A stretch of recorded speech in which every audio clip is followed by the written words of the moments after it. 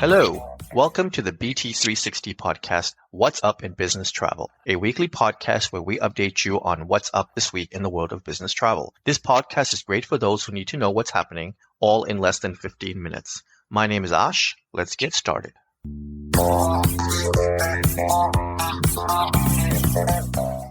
It is Monday, March 31st, and we have completed week 12 of 2025. As a reminder, BusinessTravel360.com is a great resource to take advantage of for everything business travel.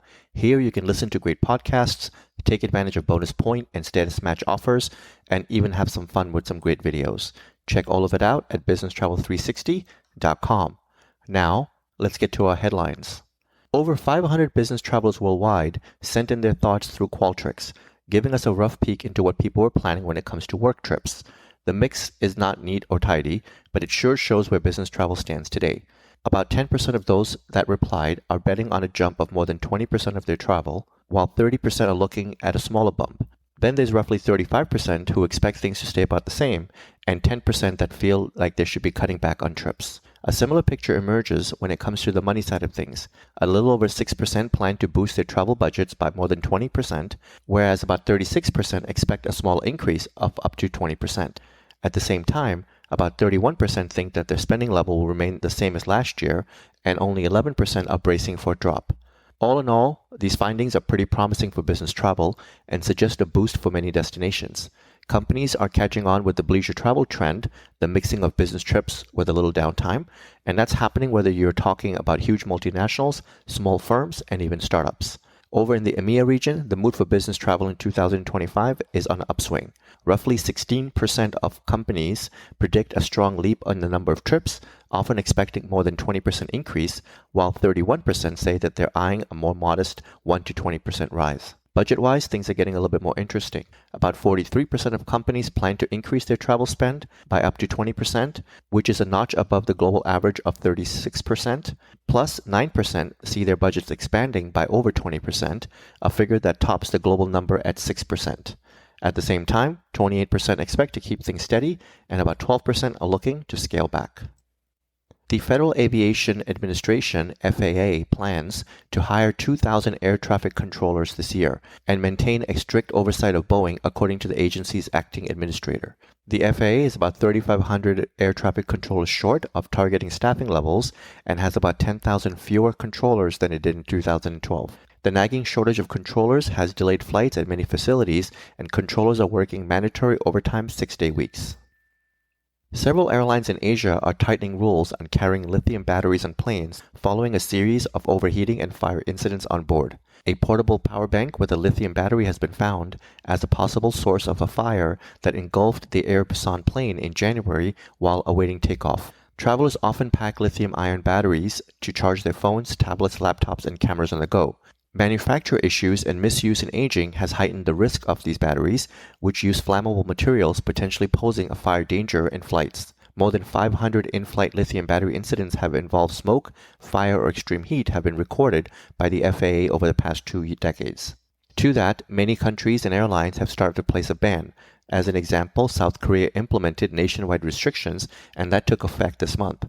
Thai Airways has announced that passengers are no longer allowed to use or charge power banks on flights. Starting in April, Singapore Airlines has banned passengers from using power banks to charge phones and personal devices in flight. Power banks are also not allowed to be charged using aircraft USB ports. AirAsia said it will require passengers to store power banks under the seat or in a seat pocket and prohibit charging of electronic devices throughout the flights.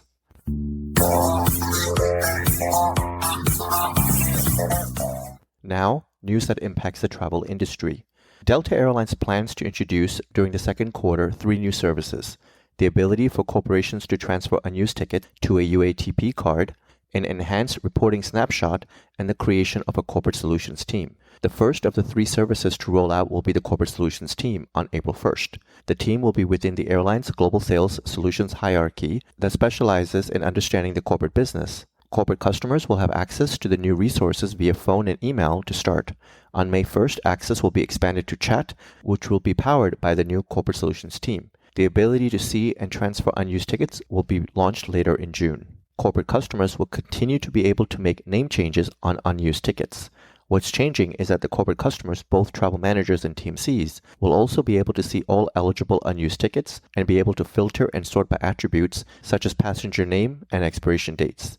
They then will be able to transfer the eligible funds less any applicable fees from the traveler's personal Delta wallet into a company UATP account. American Express Global Business Travel has announced amended terms for its proposed merger with CWT, which sees the transaction value of the deal being reduced from $570 million to $540 million.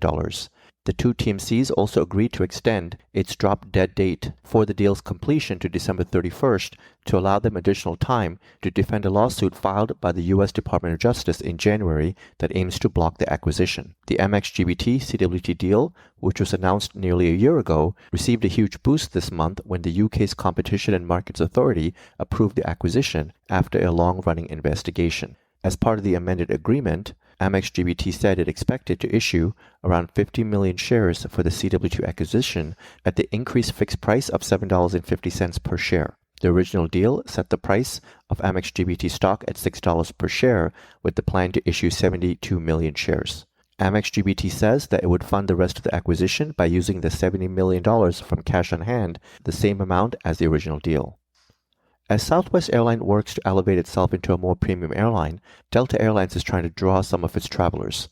Delta announced a new status match program this week that will give Southwest A-List members Delta Gold Medallion status and Southwest A-List Preferred members Delta Platinum Medallion status. Aside from the chance at upgrades, Gold and Platinum Delta members will get earlier boarding groups, waived baggage fees, and additional perks. You can find the Status Match promotion on businesstravel360.com on the Status Match page.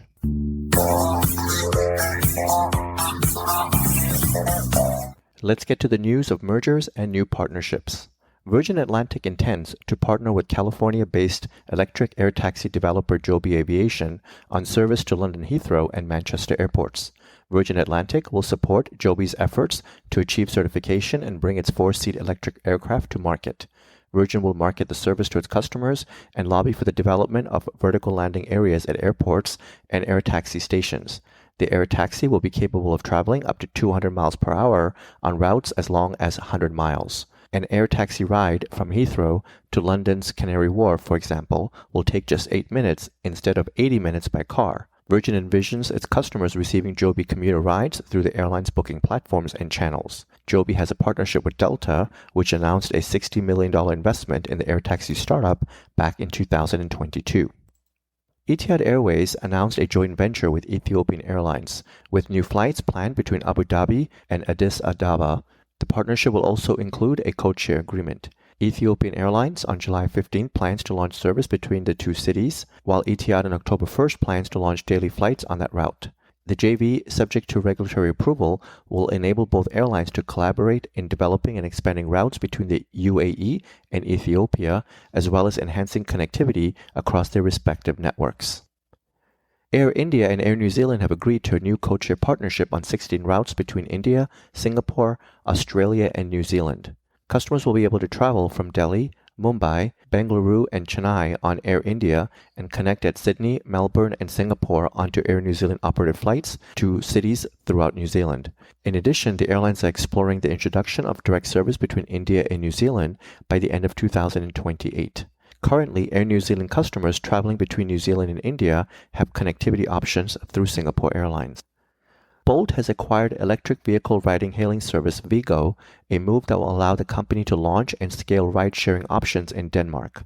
Terms of the deal were not disclosed. Founded in 2013, Bolt is a mobility app that provides rides, delivery, car sharing, micromobility, and more. The company operates in 600 cities and 50 countries, and it already maintains a presence in Denmark with its e-bike rentals in Copenhagen. Viggo's community, built up since its founding in 2019, includes a fleet of 300 electric vehicles, 500 drivers, and 450 users in Copenhagen. Bolt made headlines in years past for securing several rounds of funding, as well as making its own investment.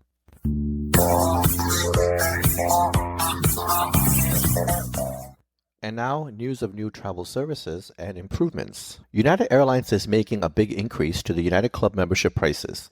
The airline is also raising the annual fee for co-branded Mileage Plus credit cards while introducing new cardholder perks. United currently charges a standard rate of $650 or 85,000 mileage points for an annual United Club membership. The membership allows for members to enter with their family or up to 2 adult guests. But in a letter sent to customers, the airline has announced a 2-tiered membership structure. Individual memberships, which don't have guest privileges, will cost $750 or 94,000 points. All access memberships, which maintain the current guest allowance, will cost $1,400 or 175,000 points. Existing United Club members will keep their current membership benefits until the annual membership expires. The pricing overhaul is geared towards addressing lounge overcrowding, which has become a bigger problem post-pandemic as premium travel and airline credit card acquisitions has surged. United is also raising fees for the Chase Bank Mileage Plus credit cards. Avianca and TAP Portugal have opened a co-branded lounge at Miami Airport. For TAP, the 6,000 square foot lounge is its first outside of Portugal. The facility also is Avianca's only U.S. lounge. It is open 24 hours per day to TAP, Avianca, and Star Alliance passengers holding first or business class tickets. Flyers with qualifying status levels in TAP, Avianca, and other Star Alliance loyalty programs can also enter, as well as Priority Pass members. 25 members of Star Alliance can now offer air rail connectivity through a partnership with Austria's rail network. The partnership is founded on OBB and Austrian Airlines' long-standing cooperation to offer rail-to-air connectivity, which was launched in 2014, according to Star Alliance. Star Alliance's first rail partner was Deutsche Bahn, which was introduced in the summer of 2022. Clear, the private airport security screening service, expects to have completed the rollout of its fast-working facial identification pods by early April. As of the second week of March, 70% of more than 7.3 million members of the Clear Plus airport program were using the company's facial recognition pods, which began deployment in November. The machines are up and running in 40 of the company's 59 airports. Users of the pods need only pause for a few seconds for their face to be verified biometrically against passport or driver license images held in the Clear database. The company says the machines have sped up processing by a factor of 5 compared to the previous generation of identity verification pods, which rely on the eyes or fingerprint checks. These new NV machines are Clear's most substantial recent customer service upgrade.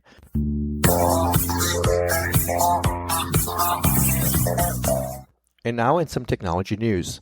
SAP Concur will begin automatic upgrades to the new Concur travel experience in most markets for Sabre users next month, with Amadeus users to follow in July.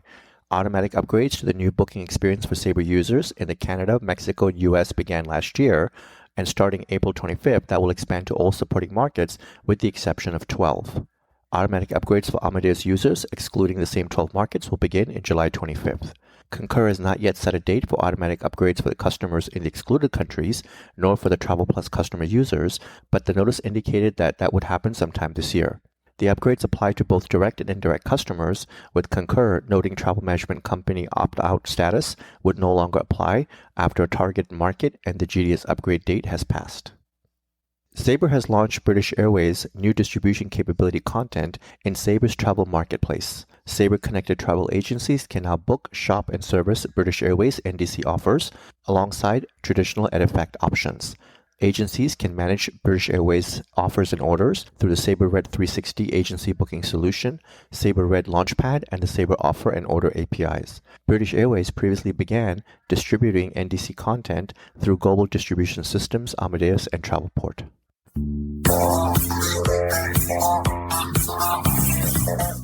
With that, thank you for joining us, and I would like to ask you to tune in again next week on Monday morning to get your weekly update. We hope that you will make this a regular part of your week and listen in while you're on the move or sitting back and sipping your coffee. You can subscribe to this podcast by searching Business Travel 360 on Apple or Google Podcasts, Spotify, iHeart, or Pandora. Be sure to share this podcast with everyone you know so that they can also benefit from getting to know more about what's up in business travel. You can always find more information on businesstravel360.com. Have a great day and travel well.